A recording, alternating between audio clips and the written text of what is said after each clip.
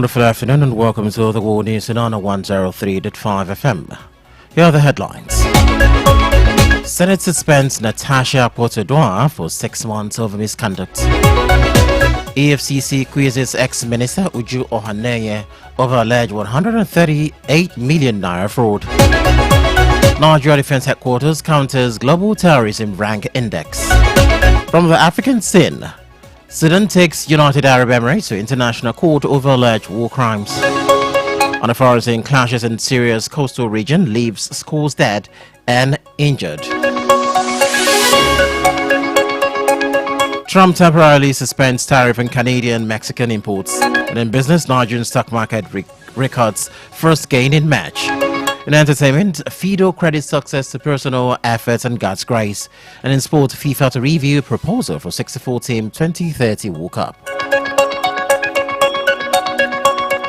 Now the news and details. I am Richard Akpo. Let's begin with reports that the Senate Committee on Ethics, Privileges and Public Petitions have recommended a 6-month suspension for Senator Natasha Akpoto-Addoah, representing Kogi Central. Senate Chief Whip Mohammed Monguno reported that Akpoto-Addoah had persistently disobeyed the Senate's rules, violating Standing Order 55. Monguno emphasized that Akpoto-Addoah cannot selectively follow the rules, choosing to air her opinions while disregarding other provisions. This decision comes after Akpoto-Addoah alleged sexual harassment against Senate President Godswill Akpabio. The committee has also advised her that her salary and security details will be withdrawn.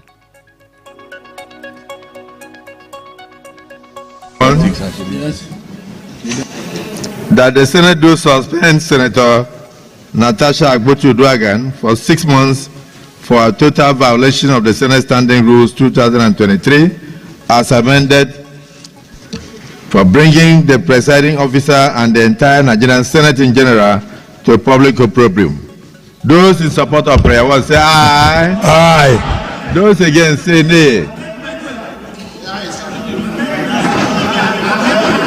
I'd put the question. Those in support of prayer one say aye. Those against say nay. The ayes have it. How do you amend a prayer that is unanimous? Prayer 2, that for the Senate to consider lifting this suspension or reducing the tenor of the suspension, Senator Natasha Akpoto-Addoah shall submit a written apology to the Senate before any reconsideration by the Nigerian Senate. Those in support of prayer 2 say aye. Those against say nay. And the Economic and Financial Crimes Commission (EFCC) has questioned the former Minister of Women Affairs Uju Ohaneye over her alleged involvement in the misappropriation of 138 million naira. Ohaneye, who was dropped from office by President Bola Ahmed Tinubu, is accused of violating procurement processes and diverting public funds meant for the ministry's 2023 budgets. According to EFC's investigation, Ohaneye allegedly diverted funds donated for the PBAT Cares for Women initiatives. The Defense Headquarters has responded to the 2025 Global Terrorism Index, which ranks Nigeria 6th among countries most affected by terrorism. According to the Director of Defense Media Operations, Major General Marcus Kangie, the military's report provides a more accurate picture of Nigeria's counter-terrorism efforts than outside assessments. The Global Terrorism Index, released on March 5, sparked concerns about Nigeria's security situation. The index ranked Burkina Faso as the country most impacted by terrorism, followed by Pakistan, Syria, Mali, and Niger. Nigeria's ranking is a rise from 8th place in 2023 and 2024, indicating an increase in terrorist activities across the country. The reports documented 565 terrorism-related deaths in Nigeria in 2024, reflecting a continued increase in fatalities over the past 2 years.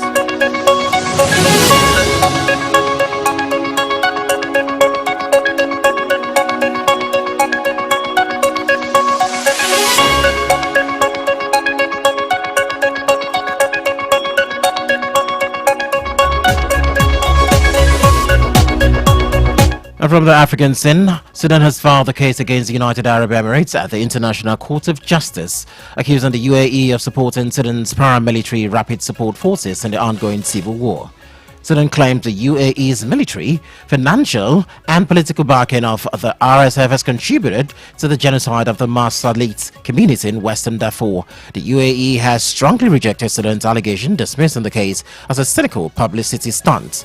The UAE plans to seek an immediate dismissal of the case. However, Sudan's application to the ICJ details numerous atrocities committed by the RSF, including genocide, murder, theft, rape and forced displacement. The conflict in Sudan has resulted in tens of thousands of deaths and over 14 million dispatched individuals since it began in April 2023. Both the RSF and the Sudanese army have been accused of committing atrocities.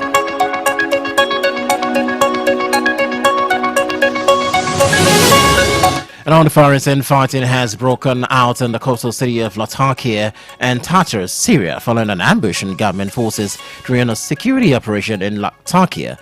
The clashes have resulted in significant casualties, with estimates varying widely. According to the Syrian Observatory for Human Rights, at least 71 people have been killed, including 35 government forces, 32 gunmen affiliated with the former regime army, and 4 civilians.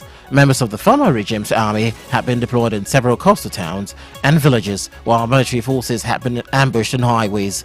The Syrian government has issued a warning to Assad loyalists, urging them to surrender the weapons and return to their families. The situation has become a major security challenge for interim President Ahmed al-Shara, who is also facing resistance in the south from Druze forces.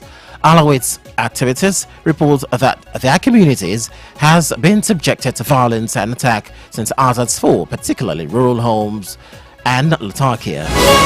Still on the foreign scene, U.S. President Donald Trump has laid some tariffs targeting Canada and Mexico, providing relief to companies and consumers.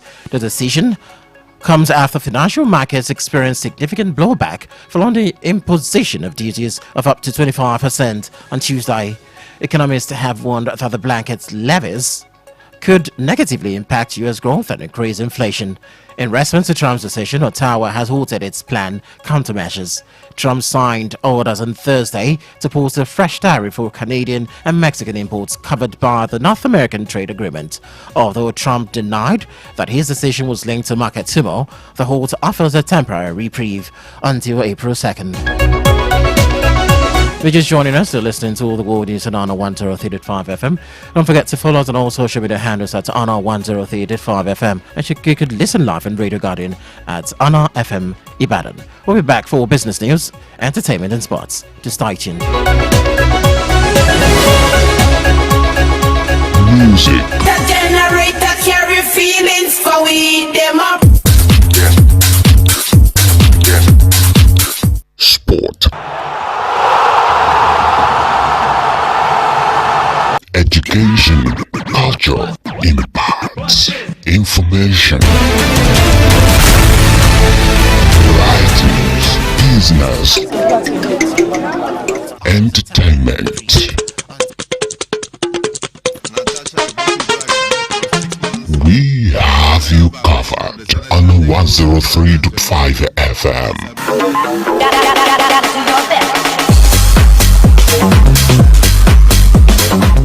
Public opprobrium. Those in support of prayer will say, This is the news on Honor 103.5 FM. Honor FM News. Accurate, transparent, undiluted. We go deep. We bring you the news behind the news. Honor FM News. If it's new, then it's news. You're welcome back. If you're just joining us, you're listening to the World News on Honor 103.5 FM. Remember, you can listen to us on Radio Guardian at Honor FM Ibadan and follow us on all social media handles at Honor FM Ibadan. Let's now hit the business desk, where the Nigerian exchange has recorded its first gain in March, driven by renewed investors' interest. The market capitalization rose by 216 billion naira, bringing the total market capitalization to 66.9 billion naira. The all-share index increased by 344.24 points, or 0.32% to close at 106,780,072 points. Despite this gain, the index still shows a one-week decline of 0.83%. However, it maintains a four-week increase of 1.28% and a year-to-date gain of 3.74%, indicating overall market stability.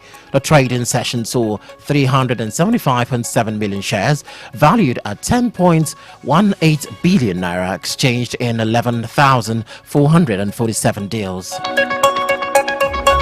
In entertainment, fast-rising singer Fido has set the record straight about his success, attributing to solely his hard work and God's grace. In a recent statement, Fido dismissed claims that someone else discovered him, emphasizing that he recognized his own talents and potentials from the start. Fido described any assertion that someone else was responsible for his success as a scam. He firmly stated that no human being can take credit for his rise to fame, giving all the glory to God. The singer urged his followers to be cautious of individuals who might try to claim responsibility for his success. And in sport, the Federation Internationale, the Football Association, FIFA, has announced that it will review a proposal to expand the 2030 World Cup to 64 teams. This potential expansion would mark the centenary of the sports marquee event. The 2030 World Cup is scheduled to be held in Morocco, Spain, and Portugal. The proposal comes on the heels of an already announced expansion of the World Cup from 32 to 48 teams from the 2026 edition.